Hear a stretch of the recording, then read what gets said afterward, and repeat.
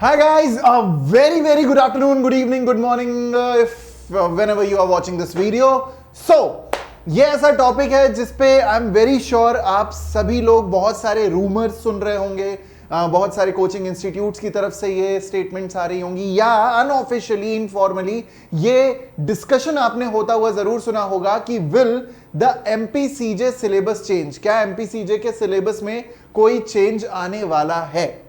Now कुछ subjects की भी लिस्ट हो रही है और भी बहुत सारे ऐसे रूमर्स हैं जो कि उठ रहे हैं कि भाई हो सकता है कि एमपीसीजे का जो सिलेबस हो उसमें जो सब्जेक्ट्स हो कुछ सब्जेक्ट्स ऐड किए जा सकते हैं। व्हाट कैन पॉसिबली बी दो सब्जेक्ट्स, तो इन पे ही एक छोटा डिस्कशन करने के लिए ये मैं वीडियो लेकर के आया हूं। देखिए बाकी के जो रूमर्स हैं कि भाई 3 साल की प्रैक्टिस हो गया या फिर मान लीजिए 70% का एक एलिजिबिलिटी क्राइटेरिया हो गया, उस पे हम इस वीडियो में डिस्कशन नहीं करेंगे क्योंकि this video has its own purpose, that is to discuss will the MPCJ syllabus change और नॉट। क्योंकि देखिए छत्तीसगढ़ का नोटिफिकेशन आ चुका है, छत्तीसगढ़ का जो नेक्स्ट प्रीलिम्स है दैट इज एक्सपेक्टेड कि भाई हो सकता है दिसंबर तक हो जाए या थोड़ा बहुत आगे भी जाएगा तो जनवरी तक जाएगा, बहुत ज्यादा डिले होने की चांसेस नहीं है क्योंकि छत्तीसगढ़ का एक बार मेंस एग्जाम हुआ, कॉपीज चेक हुई, ज्यादा समय नहीं लगेगा कॉपीज चेक होने में क्योंकि वैकेंसीज कम है। इंटरव्यू राउंड हुआ, लिस्ट आई, फाइनल लिस्ट के बाद आप मान के चलो कि जल्द ही प्रिलिमिनरी एग्जामिनेशन कंडक्ट करवा दिया जाएगा। ये पहले भी एमपी के सिनेरियो में भी हो चुका है। सो इसीलिए we can not say that Chhattisgarh का एग्जाम बहुत ज्यादा डिले होगा, लेकिन हाँ नेक्स्ट 4 to 5 मंथ्स तक होने की चांसेस कमी है, दैट्स ऑब्वियस। नाउ अब बात करते हैं कि क्या एमपीसीजे के सिलेबस में चेंज आएगा। Now the question will the MPCJ syllabus change has to be answered as to why will there be a change in the syllabus of MPCJ, क्योंकि लोगों के दिमाग में आएगा कि भाई अगर सिलेबस चेंज हो रहा है तो क्यों चेंज हो रहा है, क्या रीजन हो सकता है। तो आप लोगों को सबसे पहले तो एक चीज बता दूं कि लास्ट ईयर जो यूपी पीसीएसजे का सिलेबस चेंज हुआ था उसमें भी देखने को मिला था 2022 में, उसमें भी देखने को मिला था कि 9 newly added subjects were made a mandatory part of the general knowledge paper, यानी कि जो जीके का पेपर 1 होता है both in the preliminary examination and in the mains examination, उसमें 9 नए सब्जेक्ट्स ऐड किए गए थे। उन्हीं सब्जेक्ट्स की तर्ज पे अब ध्यान से देखिएगा यूपी पीसीएसजे में वो सब्जेक्ट्स आ रहे हैं, राजस्थान में वो सब्जेक्ट्स इंक्लूडेड हैं। अब उसी से रिलेटेड हम डिस्कशन करने वाले हैं कि why can there be a change in the MPCJ syllabus. तो सीधे हम इस पे डिस्कशन करेंगे कि why can it be changed. ठीक, why can it be change. तो सबसे पहले देखिएगा इस केस को। The case is Aparna Bhatt and others versus state of Madhya Pradesh and others. ये आप देख सकते हैं 18 मार्च 2021 का केस है। केस के मोटे मोटे फैक्ट्स कुछ इस प्रकार थे कि यहां पे सेक्सुअल ऑफेंस रिलेटेड एक मामला था जिसमें जो जस्टिस थे जिन्होंने डिसीजन दिया था, हाई कोर्ट का डिसीजन आया था, इंप्यून्ड ऑर्डर कहा गया है, जस्टिस रोहित आर्या जी का, एमपी हाई कोर्ट के जस्टिस हैं। इसमें एक उनकी तरफ से क्लॉज आया था कि भाई राखी अगर बंधवा लेता है जो भी अक्यूज्ड है तो उसको बेल मिल जाएगी, जो भी अगर अक्यूज्ड है अगर वो विक्टिम से राखी बंधवा ले तो उसको बेल मिल जाएगी। That was the thing and ये थोड़ा सा जेंडर इनसेंसिटिव लग ही रहा था प्राइमा फेसी, सभी लोगों को देख करके समझ में आ रहा था, जजमेंट देख करके समझ में आ रहा था कि ये थोड़ा सा एक तरीके से हम कह सकते हैं कि जेंडर बायस्ड अप्रोच लेकर के ये एक डिसीजन दिया गया है। तो इस डिसीजन पे सुप्रीम कोर्ट की bench of justice A M Khanwilkar and justice S Ravindra Bhatt इन्होंने कुछ गाइडलाइंस दी थी। अब उन गाइडलाइंस को पहले एक बार देख लीजिए, ध्यान से पढ़ लीजिए, आपको अपने आप समझ में आ जाएगा कि why can the syllabus of MPCJ be changed, क्यों एमपीसीजे का सिलेबस चेंज हो सकता है, इसकी चांसेस बहुत ज्यादा है। ठीक, मैं ये नहीं कह रहा हूं कि इस वीडियो में अगर मैंने कह दिया तो सिलेबस चेंज हो ही जाएगा, और मैं ये भी नहीं कह रहा हूं कि अगर मैंने कहा है तो नहीं होगा। देखिए हो सकता है सिलेबस चेंज हो सकता है सिलेबस चेंज ना हो, लेकिन क्योंकि हम देखते हैं कि एमपीसीजे में 2017 में ही चेंज आया था, पहले पेपर 100 नंबर का हुआ करता था लेकिन 2017 से पेपर पैटर्न चेंज होके 150 नंबर का हो गया with a bifurcation of 110, 20 and 20, 150 number का पेपर हो गया। अब अगर ये सब्जेक्ट्स ऐड होते हैं, न्यूली एडेड सब्जेक्ट्स अगर आते हैं तो देयर इज अ चांस कि ये 150 नंबर का जो फिगर है ये ऊपर भी जा सकता है। देखिए किसी भी पॉसिबिलिटी को रूल आउट मत करिए, इस वीडियो को देख करके ये मत सोचिए कि सर शुभम सर आप तो हमें डरा रहे हैं, आप तो हमें गुमराह कर रहे हैं।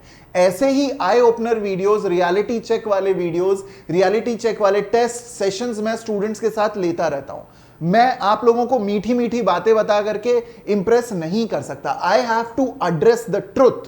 तो क्योंकि ये पैटर्न यहां से यहां में हमने देखा कि 2016 तक पेपर पैटर्न इस प्रकार था कि 100 नंबर का पेपर आता था। 2017 से पैटर्न में चेंज आया, सिलेबस में कोई चेंज नहीं था।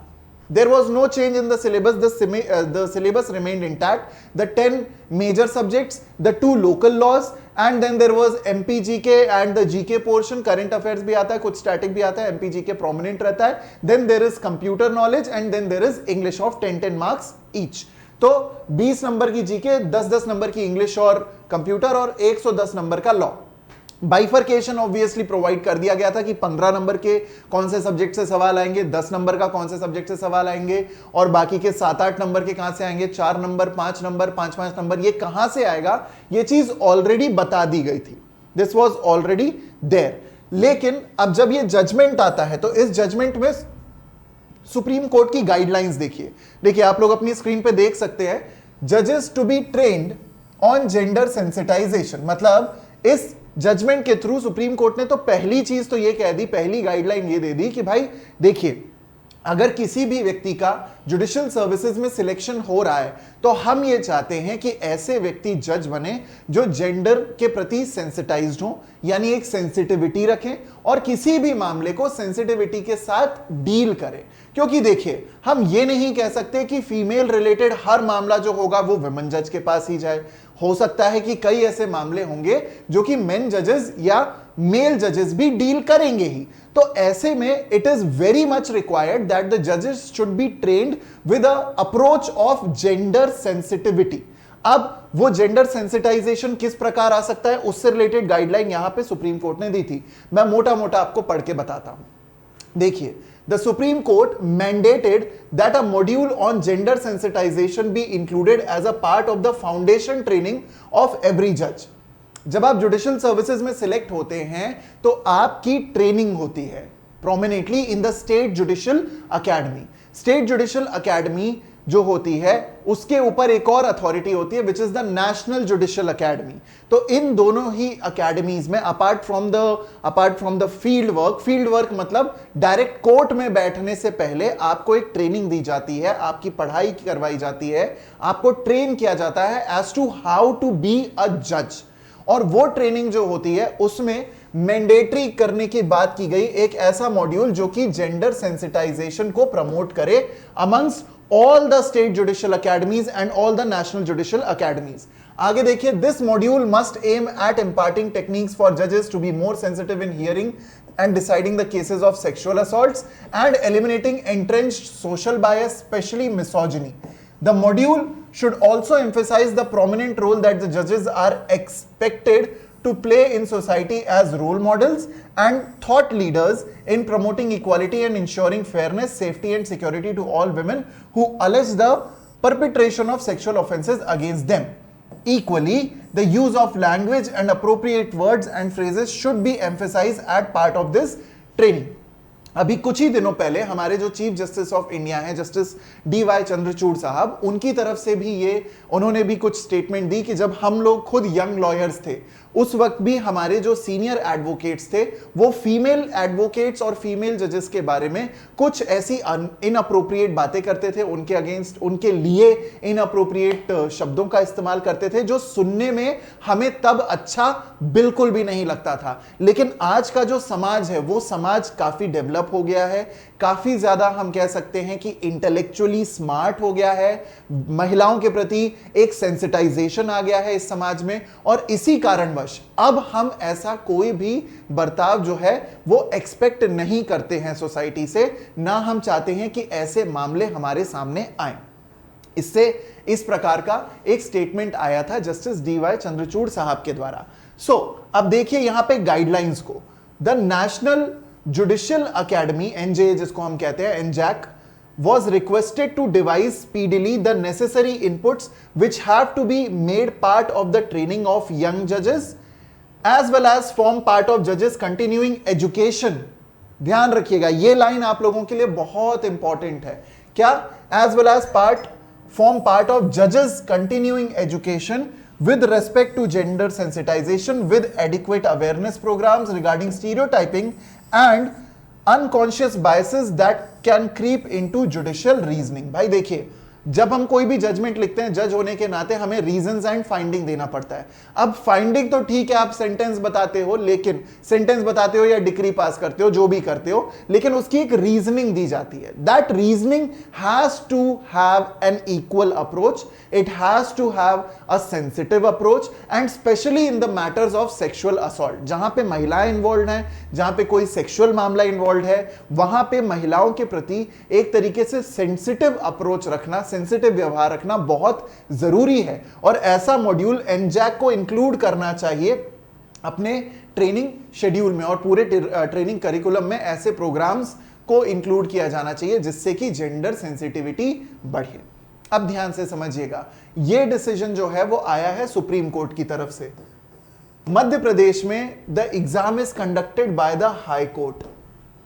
तो इस चीज को समझिए that there is a high possibility कि ये वाली जो गाइडलाइंस है, इस गाइडलाइन को फॉलो करने के लिए हाई कोर्ट जो हो वो इंक्लाइंड होगा।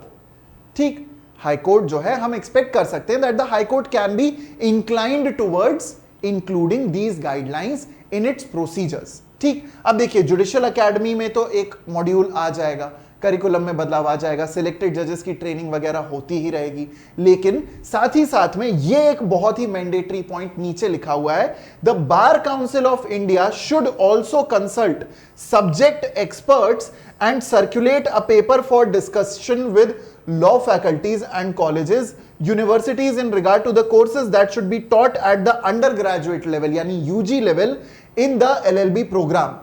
and सबसे important point, the BCI shall also require topics on sexual offenses and gender sensitization to be mandatorily included in the syllabus for all India bar examination। यानी जो AIB का exam होता है उसमें BCI को guideline दी गई है कि BCI को mandatorily gender sensitisation, women related laws, equality related laws को इंक्लूड करना चाहिए, जिससे कि जेंडर डिस्क्रिमिनेशन को खत्म किया जा सके और इक्वालिटी प्रिवेल हो। अब इससे आप लोगों को एक चीज तो क्लियर हो जाती है, कुछ पॉइंट्स यहां पे आपको आई एम वेरी श्योर समझ में आ गए होंगे कि एनजैक के लिए क्या गाइडलाइंस हैं। स्वाभाविक है ये चीजें जो हैं वो एसजैक के लिए भी एप्लीकेबल होती हैं, स्टेट जुडिशियल अकेडमीज के लिए भी। बार काउंसिल ऑफ इंडिया को दिया हुआ इस प्रकार का गाइडलाइन ये शो करता है कि भाई एआईबी के एग्जाम में ऐसे सब्जेक्ट्स को इंक्लूड किया जाना चाहिए ना। यहां पे आप लोग एक चीज नोटिस करेंगे कि कहीं पे भी स्पेसिफिकली ये नहीं कहा गया है कि जुडिशियल सर्विसेज एग्जामिनेशन में आपको ये सिलेबस इंक्लूड करना ही पड़ेगा। यानी कि ना तो पीएससी को स्ट्रेट फॉरवर्ड गाइडलाइंस दिए गए हैं, ना ही हाई कोर्ट्स को स्ट्रेट फॉरवर्ड गाइडलाइंस दिए गए हैं that these subjects whether will or will not be added in the syllabus for the examination।